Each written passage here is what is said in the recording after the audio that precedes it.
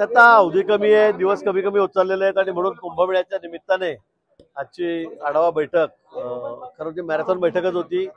या ठिकाणी सगळ्या विभागाची घेण्यात आलेली आहे आणि कामांना आता गती येत चाललेली आहे. टेंडर होत चाललेले आहेत. 2200 कोटी रुपयाचं पीडब्ल्यूडीचं टेंडर होऊन आता कामांना सुरुवात झालेली आहे. 1200 कोटी रुपयाचं टेंडर रस्त्यांचं नाशिक शहरातल्या अंतर्गत ते सुद्धा आता या ठिकाणी उद्या परवा टेंडर ओपन होतील आणि त्यानंतर तात्काळ वर्क ऑर्डर देऊन या ठिकाणी कामांना सुरुवात करायला सूचना मी या ठिकाणी दिलेल्या आहेत.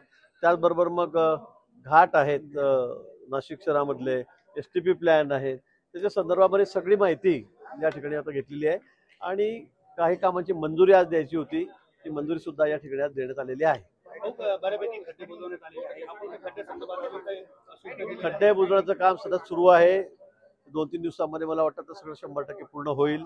पण त्याचबरोबर आता वर्क ऑर्डर उद्या वर्क ऑर्डर टेंडर ओपन या ठिकाणी होतील आणि ते झाल्यानंतर एक 10-12 दिवसामध्ये वर्क ऑर्डर होतील आणि कामाला सुरुवात होईल.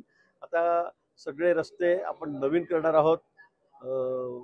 बहुतांशी रस्ते यामध्ये या ठिकाणी घेण्यात आलेले आहेत. त्याचा समावेश या ठिकाणी आहे आणि नाशिक शहर खड्डेमुक्त करण्याचा संकल्प या ठिकाणी आहे. मला वाटतं तो आता लवकरच पूर्ण होईल. कुठल्या कामांना मंजुरी देण्यात आली? अशा कामांना कामं मंजूरच आहे, पण त्याचा आढावा आम्ही या ठिकाणी घेतला आहे. काही ठिकाणी घाटांच्या बाबतीमध्ये डिझाईन पास करायचे होते, ते या ठिकाणी केलेले आहेत. काही ठिकाणी रस्ते काही नव्याने समावेश करायचा होता 3-4 रस्त्यांचा, तो आम्ही या ठिकाणी केलेला आहे. कुठली पाहणी? त्यात त्रुटी काही नाही, त्यात बरोबर काम चाललेलं आहे. कारण यावेळेला गर्दी खूप होणार असल्यामुळे या ठिकाणी तिथे थोडंसं अतिक्रमण काढण्याची आवश्यकता आहे. अतिक्रमण होण्यापेक्षा मागच्या वेळी जे स्ट्रक्चर होती ती आपणच बांधलेली होती, महापालिकेने बांधलेली होती. पण आता गर्दीचा आपण जर विचार केला तर मला वाटतं की या ठिकाणी ती गर्दी आजच्या स्थितीमध्ये जर आपण अतिक्रमण काढले नाहीत, अतिक्रमणापेक्षा जे स्ट्रक्चर काढले नाहीत आपणच बांधलेले, तर ती कंट्रोल होऊ शकणार नाही. कुठे स्टॅम्पेड होण्याचा धोका निर्माण होईल आणि त्यामुळे आम्ही काही स्ट्रक्चर जे महापालिकेचे होते ते आता खाजगी आहेत ते त्या ठिकाणी आम्ही काढणार आहोत. मग आता मला वाटतं की आता मी आता परत तेच सांगितलं की 1200 कोटी रुपयाचे टेंडर उद्या ओपन होणार आहेत आणि शहरातल्या रस्त्यांना कामाला सुरुवात होणार आहे. महिनाभरामध्ये तुम्हाला सगळ्या ठिकाणी कामं सुरू झालेले दिसतील. महिना मी जास्त सांगितला, पण या 20 दिवसामध्ये 15 दिवसामध्ये शहरामध्ये रस्त्याच्या कामाला सुरुवात होईल, नवीन रस्त्यांना.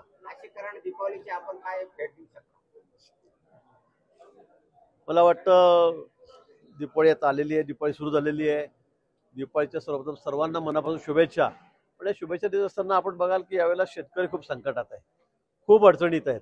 म्हणजे 13-14 जिल्ह्यामध्ये तर तसं तर मग 25-28 जिल्ह्यामध्ये ओला दुष्काळ आहे. पाऊस खूप झालेला आहे, अतिवृष्टी झालेली आहे आणि 12-13 जिल्ह्यांमध्ये तर पावसाने खूपच थैमान घातलेलं होतं. त्यामुळे अनेक गावांमध्ये पाणी होतं, पिकं सगळे नष्ट झालेली आहेत, जमिनी खरडून वाहून गेलेल्या आहेत, जनावरं वाहून गेलेले आहेत. त्यामुळे आज संमिश्र प्रतिक्रिया खरं म्हणजे एकीकडे काही ठिकाणी ठीक आहे असं म्हणावं लागेल, पण काही ठिकाणी अतिशय वाईट परिस्थिती आहे. शेतकरी हा खूप मोठ्या अडचणीमध्ये सापडलेला आहे, संकटात सापडलेला आहे. मला वाटतं आपण त्याला दिवाळी थोडी बाजूला ठेवून तिथला खर्च कमी करून जर आपण सर्वांनी थोडा मदतीचा हात त्यांना जर दिला तर मला वाटतं ते फार बरं होईल. म्हणून सर्वांनी आमच्या बळीराजाला शेतकऱ्याला मदत करावी. दिवाळी साजरी करताना अवास्तव खर्च टाळून मला वाटतं जर आपण ही मदत केली तर मला वाटतं अधिक योग्य होईल.